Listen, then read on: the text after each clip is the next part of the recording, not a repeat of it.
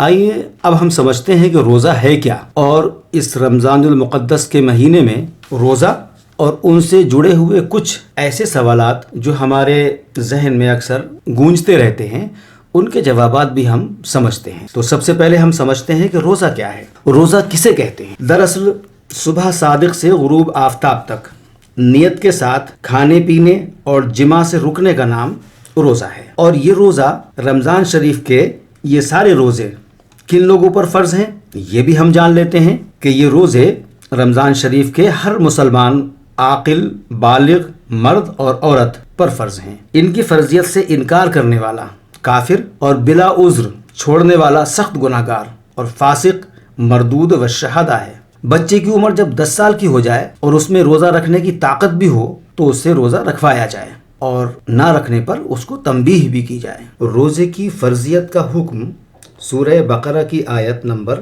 183 میں ہے۔ چنانچہ ارشاد باری تعالی ہے، یا ایھا الذین آمنوا کتب علیکم الصیام کما کتب علی الذین من قبلکم لعلکم تتقون، یعنی اے ایمان والو، تم پر روزے فرض کیے گئے جیسا کہ اگلی امتوں پر فرض کیے گئے تھے، اس لیے کہ تمہیں پرہیزگاری ملے۔ روزے سے متعلق کچھ سوال اور ان کے جواب، جیسے کن صورتوں میں روزہ نہ رکھنے کی اجازت ہے۔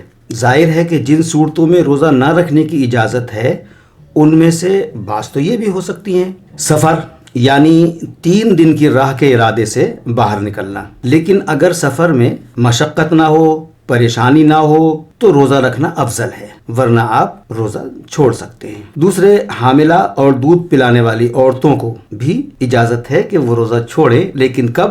جب ان کو اپنی جان یا بچے کا کوئی صحیح اندیشہ ہو، تو اس حالت میں روزہ نہ رکھنے کی بھی اجازت ہے۔ مرض یعنی ایسا مریض جس کو مرض بڑھ جانے یا دیر میں اچھا ہونے یا تندرست کو بیمار ہو جانے کا غالب گمان ہو، پورا یقین ہو، تو اس دن کا روزہ نہ رکھنا جائز ہے، چھوڑا جا سکتا ہے۔ شیخ فانی یعنی بہت بوڑھا کہ اب نہ روزہ رکھ سکتا ہے وہ، اور نہ آئندہ اس میں اتنی طاقت آنے کی امید ہے کہ وہ روزہ رکھ سکے گا، تو اسے بھی روزہ نہ رکھنے کی اجازت ہے۔ ایسے ہی عورتوں میں حیض و نفاس کی جو حالت میں جو عورتیں ہوتی ہیں ان کو بھی روزہ نہ رکھنے کی اجازت ہے۔ اچھا، کیا ان صورتوں میں لوگوں کو بعد میں روزہ قضا کرنا فرض ہے؟ تو ہاں، عذر ختم ہو جانے کے بعد، یعنی جب یہ چیزیں ختم ہو جائیں تو اس کے بعد سب لوگوں کو روزے کی قضا کرنا فرض ہے۔ اور شیخ فانی یعنی وہ بوڑھا جو بہت زیادہ کمزور تھا اور روزہ نہ رکھنے کی